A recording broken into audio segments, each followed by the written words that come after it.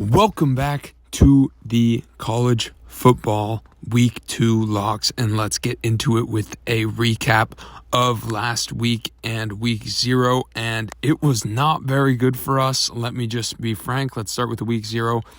We got the win with the Nevada game at New Mexico State. They covered easily there, but Nebraska with the shocking upset against Northwestern in Ireland, and Hawaii was looking good early, but then Vanderbilt boat raced them in that game. So we take those and we move on down a unit after week 0. And then in week 1, we got destroyed again. Arkansas ended up being able to cover the 6.5 game time spread. Middle Tennessee got destroyed by James Madison as that game went completely different from how we thought it would. Liberty, the quarterback Charlie Brewer went out early against Southern Miss, and then they were unable to cover the 3.5 as despite winning in overtime, they were only able to win by 2 points in 4 OT, so that one is unable to cover for us as well. We get unlucky with LSU against Florida State, missing that extra point. If they could have won by a touchdown in overtime, we would have covered, but of course, it had to be a missed extra point from our luck so far. And then, of course, what you're not seeing on here is the last second edition of the App State game. We took App State money line. That line shifted dramatically after seeing UNC's weakness against Florida A&M. And what ended up happening there was that there was that big fourth quarter shootout, lots of points. App State ended up scoring 40 points in the fourth quarter, but couldn't get two big 2-point conversions to either send it to overtime or arguably win outright with the first one. So those don't go our way either. But we have plenty of locks this week. So let's start out with UCF hosting Louisville on Friday. We are going to take UCF minus 5.5. Louisville is coming off a poor performance against a solid Syracuse squad.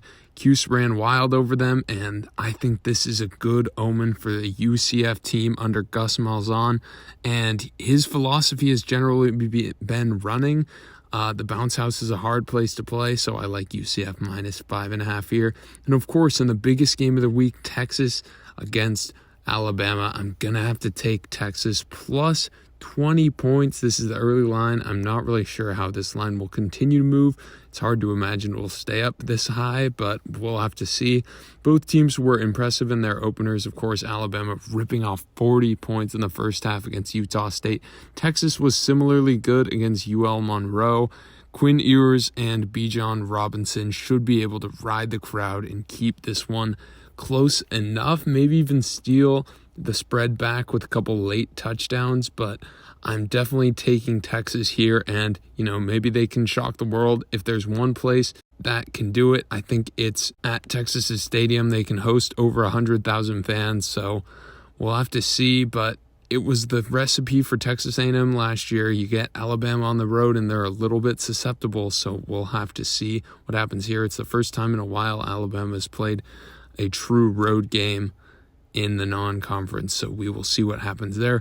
Third, we've got Illinois minus 3.5, and Virginia just didn't look great against Richmond. I think Illinois is the better team here, coming off that close loss to Indiana, but I think they played good enough. They've got 2 games under their belt, look good against a Wyoming team that beat Tulsa as well. So I think this Illinois team, we've seen enough out of them. I think they will cover the spread minus 3.5 at home there. Then we've got Texas Tech in our fourth lock. And again, we have a lot of locks this week. We've got some ground to make up, so I'm going to try and get it back for you guys here. Texas Tech minus 3 against a Houston team that's coming off a close win over UTSA. UTSA is no pushover, and it's always hard playing on the road. Houston has to do it again. If they could come off 2-0, Houston would definitely be deserving of their ranking, but I think that Texas Tech is going to win this one. This rivalry hasn't exactly been close. If Texas Tech ends up winning this one like I think, they'll have won 5 in a row. So we'll have to see what happens, but I like Texas Tech here in the home game in Lubbock. Then we've got Florida minus 3.5 against fellow ranked Kentucky team. And Anthony Richardson was very impressive with 3 touchdowns against Utah. I think the Swamp presents an unparalleled home field advantage. And while Kentucky, of course, looked good against Miami, Ohio in their opener, I think that Florida is going to take this one because ultimately I think that Utah is a much better team than Kentucky. And it's 1 week apart, so I think Florida should play pretty similar. There will be a little film to study up on, but ultimately I think Florida will take this one here. Then we've got BYU -1.5 against Baylor, and I really like this rivalry matchup for the Big 12 in the future, but Baylor has a tough one here going on the road to Lavelle Edwards Stadium, and BYU's actually favored. A lot of you guys might not like that. And a lot of the early betting has taken Baylor here. People don't really know why BYU is favored. So I would not be surprised if this one goes in Baylor's favor in terms of the line movement by the time this game starts. But I like BYU here. It's a really tough place to play. Jaron Hall, their quarterback, played great in their opener against USF. They were able to blow them out. Of course, Baylor blew out Albany, but that is a little bit different. At least BYU was playing an FBS opponent. The question here is, will Gunnar Romney play? And luckily, I would say for you guys, don't bet this one right now. I think the line will come to favor Baylor by the movement, just by the popular betting. People are more likely to bet on Baylor, I feel like, than BYU, given recent history. Although both teams have been good in past years, Baylor did win the game last year in Waco. And if Gunnar Romney is ruled out, but I think he'll play, BYU could have some trouble. Again, if he plays, I think they'll cruise here. Then we've got Oregon State +1 against Fresno State. And the big question mark here is that Fresno State defense. They did not look great against Cal Poly. And Cal Poly did blow a lot of possessions within the red zone. They had a couple 4th downs that didn't go their way. So that looks like Fresno State really blew them out. But Oregon State was a lot more impressive in their home win against Boise State. Jake Haener played great for Fresno State in their opener, and I think he will be good again. I think this one will be close, but I think Oregon State will take it late, despite Fresno State being a great team. Fresno State was picked to finish 2nd in the Mountain West Division with SDSU at 1. As you guys all probably know, Arizona went on the road and took down SDSU, so maybe that bodes well for the Pac-12 in these Mountain West matchups. Of course, Oregon State also took Boise State, which is projected to be one of the top teams in the Mountain Division.